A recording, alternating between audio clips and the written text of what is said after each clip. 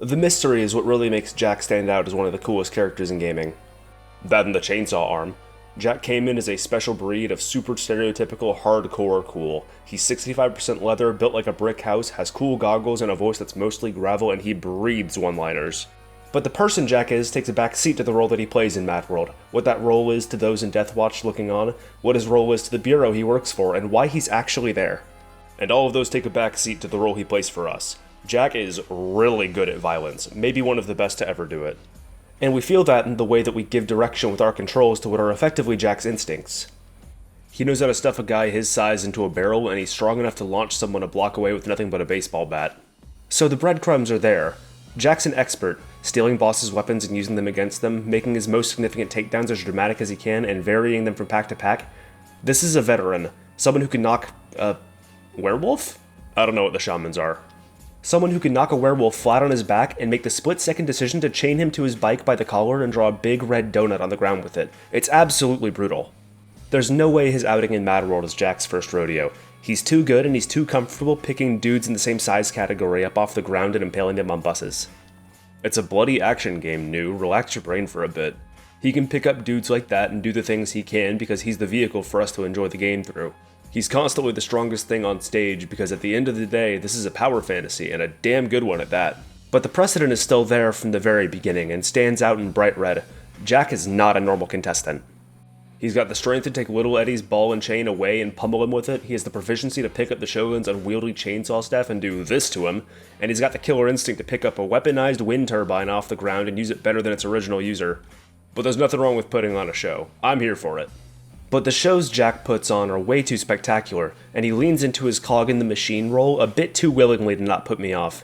It takes a special kind of crazy to go from throwing people into building-sized dartboards to waxing poetic about the evils nestled in the higher rungs of society. And you're saying the manic impression Jack leaves is really just a product of him being desensitized by his past. Exactly. But the impression he leaves is absolutely manic. The guy is a machine. Well, maybe 15 to 20% machine. Again, he has a chainsaw on his arm. And as we get to see the beast in action, we get to learn about him through his interactions with number 13, who stokes Jack's waxing with his own and leaves him with a hint to us about the significance of the man we're playing to the world and to Deathwatch. We get to see his pragmatism and a bit of his humor after he finally starts talking to Amala, and his moral compass and deductive skills shine during his encounters with Leo. Jack has an eye for all things red, flags included, and a bit of smarts makes a seeming meathead stand out for the better. And it's one of the few direct characterizations we get from him, like how he only ever swears when he's talking about Deathwatch as a whole or to someone willingly wrapping themselves up in the chaos. Again, throughout all of MadWorld, Jack is a mystery, and we only see through that shroud once the spotlight's on him. See, when you're as good as turning people into mist as Jack is, you tend to draw a crowd. And in a city-wide game of death, I don't blame all those sick perverts from betting on a guy who can throw it with guys like the Shogun. He's climbing the ranks and he's costing Deathwatch a lot of money, and that little spark of conflict gets us an objective. He's on a rescue mission. Wait, big-ass chainsaw arm, 3-inch thick, leather on most of his body, Jack is here on a rescue mission? Well, he is supposedly a bounty hunter, and a little reveal meant to give everyone in and out of the game direction will do its job regardless of if it needs a bit of suspension of disbelief. We know he has the qualifications at least. Yeah, being a bounty hunter is not an excuse. He is still way too good at killing Deathwatchers. Which is why they put a million on his head. They want him in as much action as possible. They want him gone, and despite the turbulence, Jack is calm and still cracking one-liners. You know what the problem with fame is? Groupies. Yeah, Jack's still not taking any of this shit seriously. This is an evening stroll through the park for him. He's so cool. And more importantly, he's casual. He could have been written to be a lot more serious, or a lot more bloodthirsty, but he's not. He's composed. If not for the obvious smarm beneath his tone, I could easily call him polite. He conducts himself in a way that's very calculated and controlled, even as the stakes start ratcheting up. And he still minces bad guys just as well, if not better. He stuck a chainsaw through a wannabe Jedi's back and remote-controlled his force lightning to cook another one. He's so cool. The stakes get higher, the spectacle gets higher, and the challenges seem to as well despite how Jack handles them. A 2-story tall Frankenstein, an actual vampire, a Martian driving a death machine? Seriously, there are a lot of implications I love about Martin being number 2, but we'll get to that. He doesn't even really get pressed by Kojak, who looks and acts the part of a carbon copy of him for some reason. The point is that not even Jack can stop himself, and at this rate, those losses the Game Masters keep talking about just keep getting steeper. but as far as we know, he's still just after the mayor's daughter and really, really good at killing people. Yeah, and he's got a strong backhand too. I've always interpreted this as Jack stating that he used the mayor's daughter as an excuse to get into the city and take on the games. But I think he genuinely was trying to get her out of the city, up until the point of her throwing it back in his face by indulging in the first place.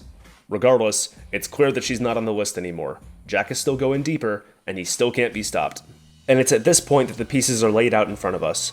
The girl was not Jack's first priority, and his agenda is something that not even Amala was in on. Should've probably killed the bitch, but I got work to do. What? No, I didn't mean... Wait, what work? We still don't know what he's after, but he keeps on pushing. He keeps on killing. He keeps on winning, and everyone else is stuck thinking the same thing we are. Alright, I'm sick of being led on. Who is this guy, and why is he here? He's a veteran, and now, finally, after all of this game time, he's done with the chores and off to do what he came here to do. This is the moment that Jack starts to give a damn. Oh, he's a badass. Jack's this good because he's a veteran, and he won the last Deathwatch game before changing his name, face, and ID. It makes a lot of sense, especially with how familiar he is with the functions of the games, but you could totally read his rant as interpretation.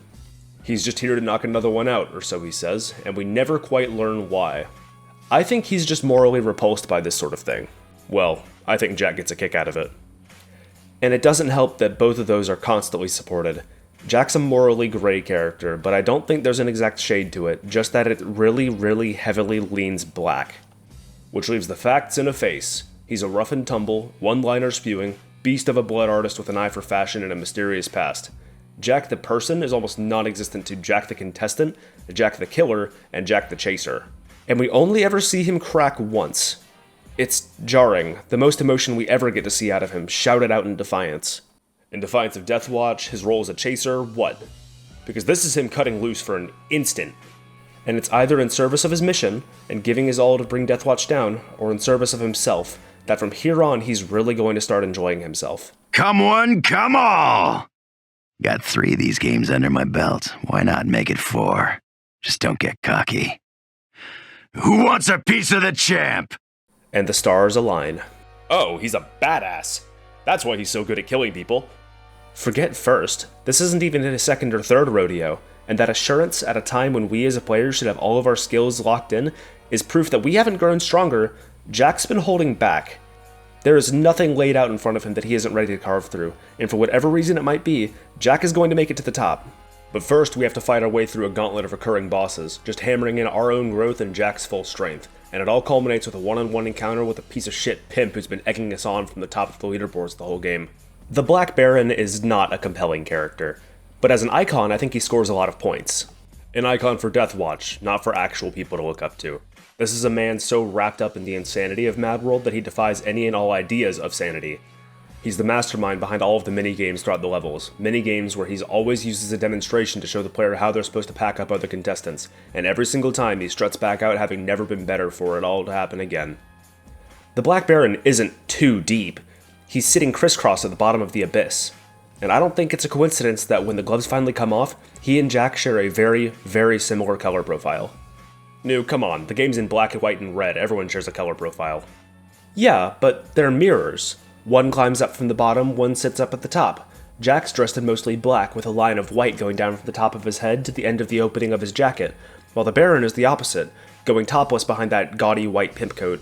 They both have accents on their arms, they're both brawlers, and of all the psychos taking part in the game, they're the only killers we meet with a sense of humor that's always on display. But it does feel weird using the Black Baron, Bishop of Blood and Carnage, and compelling in the same sentence. You said it yourself. He's not compelling as a character, he's compelling as something to compare Jack to, and as that, he shines. He makes Jack shine. Because in a different world, Jack could be just like him. Minus the grill. But he's here, and they're going to fight for nothing but the sake of spilling blood. It doesn't matter what the reason is, because he's going to get there. He's going to be number 1, and he's going to put an end to this game. There's more to say about Jack, but it's not our Jack. The Jack Cayman in Anarchy Reigns is much more emotional and jagged.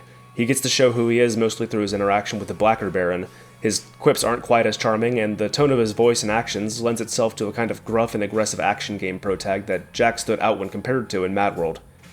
But I really do unironically like the characterization of the Baron in Anarchy. I could honestly, genuinely probably talk about him if there were a bit more meat on the title. He's a bit of a character. Oh, wait! Ninja Zero, my ninja. But the shots we do get that really bring out his character make him shine like his MadWorld counterpart never did. Jack was not so lucky. Women. But I think MadWorld's Jack is a hot commodity, and despite how the game fared across the board, Jack Cayman is still a favorite of mine for the intricate balancing act his character does to portray absolute power and a suaveness beneath the scars, blood, and leather. He's also really hot. Yeah, like, really hot.